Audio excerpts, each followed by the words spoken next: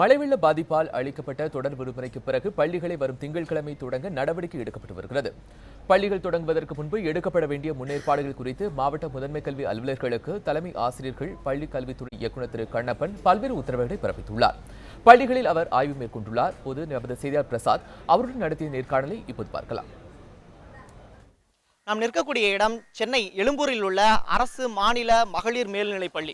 இந்த இடத்துல இருந்து தான் சென்னையில் இருக்கக்கூடிய பிற பகுதிகளுக்கு புத்தகங்கள் விநியோகிக்கக்கூடிய பணி தொடர்ந்து நடைபெற்றுக்கிட்டு இருக்கு. நீங்க பார்க்கக்கூடிய காட்சி, இந்த பள்ளியில் இருக்கக்கூடிய ஆசிரியர்கள் இந்த பணியை சிறப்பாக செஞ்சுக்கிட்டு இருக்காங்க. பள்ளிக்கல்வித்துறை இயக்குனர் இந்த இடத்த பார்வையிட்டு மாணவர்களுக்கு கொடுக்க வேண்டிய பாட புத்தகங்கள் என்னென்ன கொடுக்கலாம், எந்தெந்த பள்ளிகளுக்கு அனுப்பலாம் அப்படிங்கிறது ரிலேட்டடாக ஆய்வு மேற்கொண்டுகிட்டு இருக்காங்க. இப்போ அவர்கிட்ட நேரடியாக சில கேள்விகள் கேட்கலாம். சார் வணக்கம் சார். தொடர்ந்து பார்த்தீங்கன்னா வருகின்ற திங்கட்கிழமை பள்ளி தொடங்கப்படுவதாக அறிவித்து என்னென்ன ஏற்பாடுகள்லாம் பண்ணியிருக்கீங்க? மாண்புமிகு தமிழக முதலமைச்சர் அவர்களின் உத்தரவின்படி திங்கட்கிழமை முதல் அனைத்து பள்ளிகளும் செயல்பட தயார் நிலையில் இருக்கும்.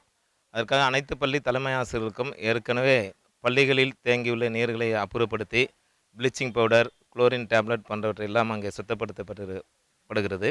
அது மட்டுமல்லாது வகுப்பறைகளுடைய மின் சுவிட்சுகள், குறிப்பாக குழந்தைகளுக்கு சாக்கடிக்கின்ற அடிப்படையில் அந்த மின் சுவிட்சுகளெல்லாம் சுத்தம் செய்து, ஒயர்கள் ஏதாவது மின் ஒயர்கள் இருந்தால் அதை சுத்தம் செய்து கொண்டிருக்கின்றார்கள்.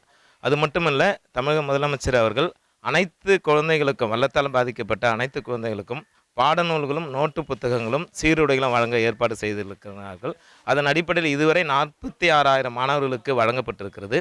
மேலும் தற்போது பள்ளிகளிலிருந்து ஆசிரியர்கள் இந்த புத்தகங்கள்லாம் எடுத்து கொண்டிருக்கிறார்கள். பள்ளி திறக்கும் நாளன்றே அனைத்து குழந்தைகளுக்கும் பாடநூல்களும் நோட்டு புத்தகங்களும் சீருடைகளும் வழங்க நாங்கள் தயார் செய்து கொண்டிருக்கின்றோம். சார், இப்போ பார்த்தீங்கன்னா இங்கே உள்ள முகாமில் இருக்கக்கூடிய குழந்தைகளுக்கெல்லாம் இப்போவே பாடப்புத்தகங்கள் கொடுக்கறதுக்கான வேலைகளை பார்த்துக்கிட்டு இருக்கீங்க. இது தவிர்த்து மாணவர்களுக்கான கல்வி சான்றிதழ் அப்படிங்கிறது ஒரு கேம்ப் மாதிரி வச்சுருக்கீங்க. சென்னை தவிர்த்து மித்த எந்தெந்த மாவட்டங்களில் அந்த கேம்ப் செயல்படுத்துறதுக்கு திட்டமிட்டிருக்கீங்க? சிறப்பு முகாம் பொறுத்தவரை தமிழக முதலமைச்சர் அவர்கள் காஞ்சிபுரம், திருவள்ளூர், சென்னை, கடலூர் ஆகிய 4 மாவட்டங்களிலும் வெள்ளத்தால் எழுந்த கல்வி சான்றிதழ்களும் பிற ஆவணங்களையும் வழங்குவதற்கு ஏற்பாடு செய்திருக்கின்றார்கள். கல்வி சான்றிதழ்களை பொறுத்தவரை அரசு தேர்வுத்துறையும் பள்ளிக்கல்வித்துறையும் இணைந்து செயல்பட்டு கொண்டிருக்கிறது. மற்ற ஆவணங்களுக்கு அந்தந்த துறை சார்ந்த உயர் அலுவலர்கள் இந்த ஏற்பாடுகளை செய்து கொண்டிருக்கின்றார்கள். குறிப்பாக கல்வி சான்றுகளை பொறுத்தவரை நாங்கள் இந்த 4 மாவட்டங்களில் மட்டும் 132 சிறப்பு முகாம்களை அமைத்திருக்கின்றோம். அந்த சிறப்பு முகாம்களில் 2 ஆசிரியர்கள் பொறுப்பு ஆசிரியர்களாகவும் சம்பந்தப்பட்ட பள்ளியினுடைய தலைமை ஆசிரியர்களை நோடல் அலுவலராக நியமனம் செய்திருக்கின்றோம். பொதுமக்கள் பெறப்படுகின்ற விண்ணப்பங்களை கூட நாங்களே பிரிண்ட் பண்ணி அச்சடித்து அங்கே வைக்கப்பட்டிருக்கிறது. சென்னையை பொறுத்தவரை 1,00,000 விண்ணப்பங்கள் அச்சடிக்கப்பட்டுள்ளது. அது அந்தந்த சிறப்பு முகாமினுடைய தலைமை ஆசிரியர்களுக்கு வழங்கப்பட்டு இருக்கிறது.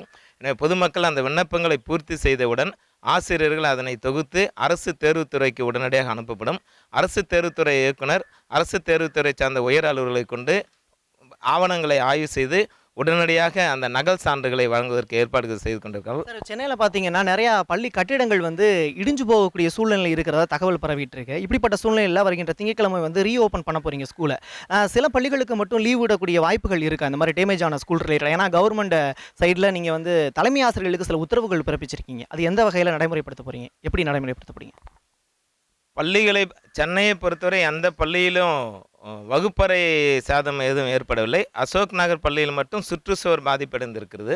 மற்ற எல்லா இடங்களிலும் வகுப்பறைகளில் தண்ணீர் புகுந்து வெளியேற்றப்பட்டிருக்கிறது. அதை மாநகராட்சி அலுவலர்கள், நகராட்சி அலுவலர்கள், தன்னார்வலர்களை கொண்டும் ஆசிரியர்கள், பிற தனியார்களை கொண்டும் அங்கே சுத்தப்படுத்தி கொண்டிருக்கும். பெரும்பாலான பள்ளிகள் இன்றும் நாளையும் அது முழு வீச்சாக அந்த பணிகள் மேற்கொள்ளப்பட்டு வருகிறது.